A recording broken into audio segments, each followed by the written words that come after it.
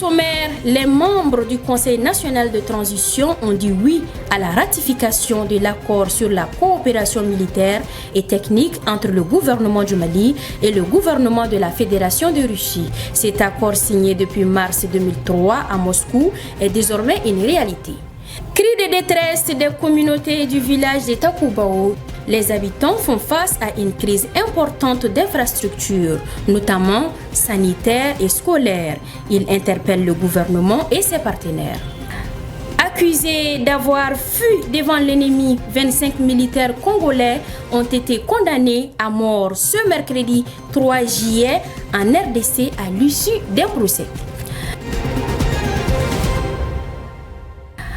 Mesdames et messieurs, bonsoir et très ravi de vous retrouver dans cette nouvelle édition sur Alafia Télévision.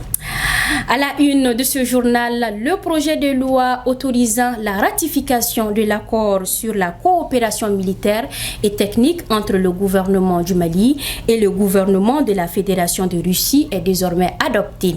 Lors de sa dernière séance plénière hier jeudi 4 juillet 2024, le Conseil de transition CNT a ratifié cet accord avec 130 voix pour, 0 contre et 0 abstention. Il s'agit d'un accord de coopération militaire et technique portant sur l'exploitation, la réparation et la modernisation des armements et des matériels de guerre livrés. C'est un commentaire de Draman Moussa Diallo.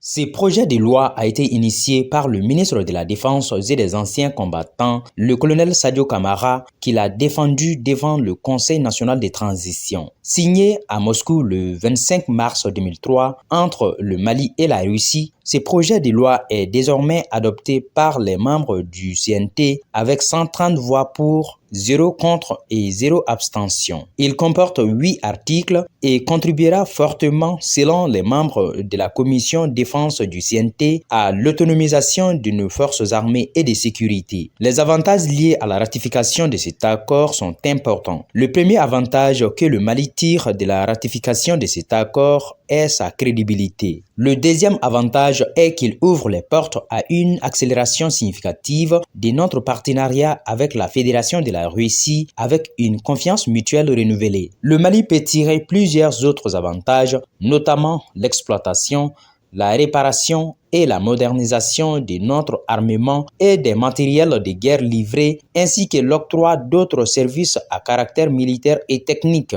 À cela, il faut aussi ajouter la formation des spécialistes pour la réalisation des programmes communs dans le domaine de la coopération militaire et technique, la formation des spécialistes militaires dans les écoles russes appropriées en tenant compte des besoins. Notons qu'au cours de cette séance plénière, le ministre de la Défense et des anciens combattants a précisé que toutes les dépenses qui sont effectuées au niveau de son département sont justifiées et qu'il existe des documents qui l'attestent. Enfin, le ministre Kamara a annoncé un projet pour l'industrialisation de notre outil de défense, notamment le début prochain de la production des munitions au Mali, ainsi que l'assemblage de certains véhicules blindés.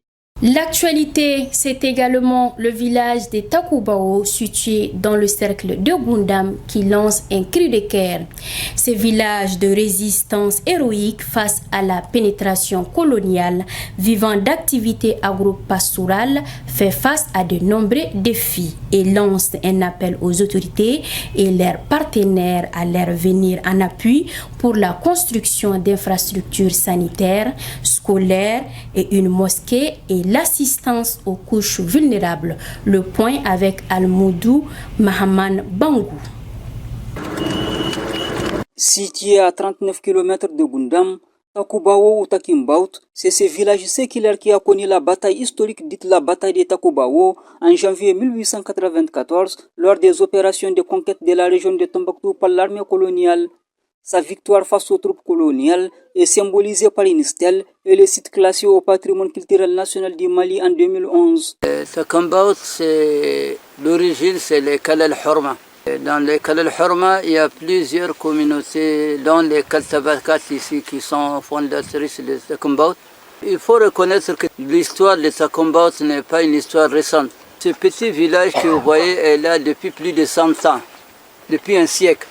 Le colonisateur français les a trouvés ici et ils font partie des communautés qui ont combattu la pénétration française de 1898 à Timbella, avec la tribu Tindredjef. L'activité principale des communautés de ces villages repose sur l'agropastoralisme.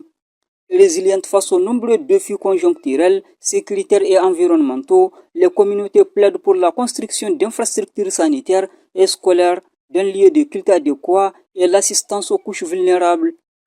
2012 damdi yanno hunne jiri wo mu yanno hunne yol gotini yaranta sukul ni cikala chaw nda kur nda fari yanna be kamay problem yanda borokul haydi kayro hin sakato nda morayda an cikala jingare woro nda madrasa nda lakoldi nda laktoro hudi wo hin sakato nda ka faba mu yol wona el miskin di gone ngi mu ga way faba parce que jiri wo dabri hin sakafara dabri hin sakabunjiri bayra faba liman betay. Un village qui fait de l'agriculture, de l'élevage, qui est là au bord du fleuve, au bord du Goudron, c'est inadmissible qu'il n'y ait ni médersa, ni mosquée, ni une case de santé au moins. Ils sont aussi un modèle d'intégration du développement économique parce qu'ils sont polyvalents, agriculteurs, éleveurs, et qui vivent de manière propre à leurs moyens. Donc construire une mosquée, construire des centres de médersa ou bien des écoles, ce n'est pas à la portée de tout le monde.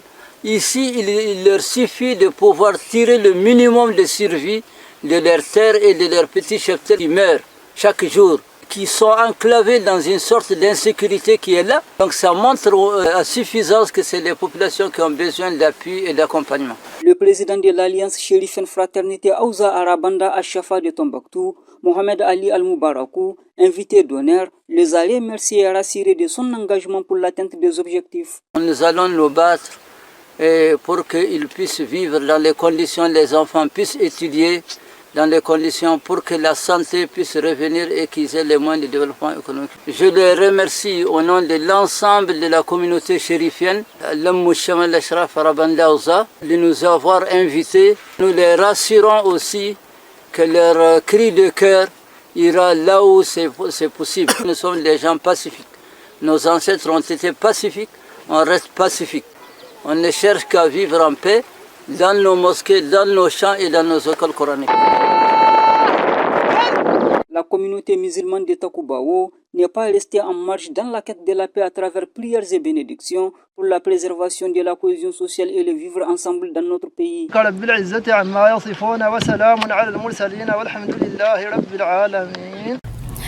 Cette fois-ci, nous nous rendons hors de nos frontières en fuyant les combats opposant les forces paramilitaires et l'armée dans le sud-est du Soudan. Environ 25 personnes se sont noyées dans le naufrage dans leur bateau avant de perdre la vue. Plusieurs se sont réfugiés ailleurs, notamment au Tchad. L'afflux de ces réfugiés soudanais crée d'ailleurs une pénurie de ressources dans la ville tchadienne Adré. Alors qu'elle tentait de traverser le Nil bleu dans l'état du Sinar, 25 personnes, principalement des femmes et des enfants, ont trouvé la mort dans le naufrage d'un bateau. Ces personnes, tous des Soudanais, ont pris la fuite face à l'avancée descente des paramilitaires dans la région et qui ont réalisé une percée significative depuis fin juin dans cette vaste région du Soudan. Les autorités locales de l'État du Guédaref ont estimé jeudi à plus de 120 000 personnes déplacées arrivées récemment dans la ville. Parmi ces déplacés, 90 000 ont été officiellement enregistrés selon la même source. Lundi, le Bureau des affaires humanitaires des Nations Unies, OCHA, a indiqué que plus de 55 000 personnes avaient fui la ville de Sindia, capitale du Sénar, où plus d'un demi-million de personnes s'étaient réfugiées pour échapper à la guerre. Face à la même situation, la ville d'Adré au Tchad fait également face à une importante inflation des ressources. Elle se justifierait par l'installation de dizaines de milliers de réfugiés soudanais dans cette ville qui est l'une des plus pauvres du pays. La justice congolaise a condamné à la peine de mort 25 militaires de la République démocratique du Congo pour avoir fui devant l'ennemi dans la province du Nord Kivu. C'était ce mercredi 3 juillet 2024 à l'issue d'un procès devant le tribunal militaire de garnison du Nord Kivu. Fatoumata Dogoni nous donne plus de détails. Depuis la fin de la semaine dernière, les rebelles du M23, mouvement du 23 mars, soutenus par le Rwanda, ont pris le contrôle de plusieurs localités sur le front nord du conflit, notamment Kanya-Bayanga. Cependant, 25 militaires des forces armées congolaises sont reprochés d'avoir pris la fuite lors du combat qui s'est déroulé le week-end dernier dans les villages de Kasenge et Matembe, situés sur la route Mutembo-Kanya-Bayonga. Par conséquent, ces hommes en uniforme ont été poursuivis pour dissipation des munitions de guerre, des pillages et des violations des consignes données par la hiérarchie militaire. Par ailleurs, des autres éléments ont été condamnés à 10 ans de servitude pénale principale pour vol qualifié. Et 4 femmes des militaires ont été relaxées pour faute de preuves. Il faut reconnaître que ces fuites ont permis aux rebelles du M23 de prendre en otage des grandes agglomérations du sud de Libéraux, les communes de Kayamboyanga, Kurumba et Kaina. En bref, le chef des travaillistes britanniques Keir Starmer est le nouveau premier ministre britannique. Le roi Charles III l'a nommé ce vendredi après la victoire écrasante de son parti des centre-gauche aux législatives avec 140 sièges à la Chambre des communes. Le nouveau premier ministre britannique Keir Starmer, ancien avocat spécialiste des droits humains de 61 ans, a promis vendredi à son arrivée à Downing Street que son gouvernement allait commencer le travail du changement immédiatement et reconstruire le Royaume-Uni après 14 ans de gouvernement conservateur. Nous continuons avec les brèves. Comment renforcer la prévention des conflits en Afrique? C'est l'objectif du Forum international d'Aswan à venir. Un atelier préparatoire a eu lieu en Égypte pour baliser les travaux. Il s'inscrivait dans le cadre des efforts continus de l'État égyptien avec la Commission de l'Union africaine et ses organismes affiliés. Selon le fondateur du Réseau mondial de solidarité, Hassan Ghazali, il est essentiel de faire entendre la voix des communautés locales dans l'élaboration des politiques publiques et comprendre les contextes locaux. Voilà, c'est ce qui met un point final à ce journal que j'ai eu le plaisir de vous présenter. Bonne suite de programmes sur Alafia Télévision, la télé de la paix. Bonsoir.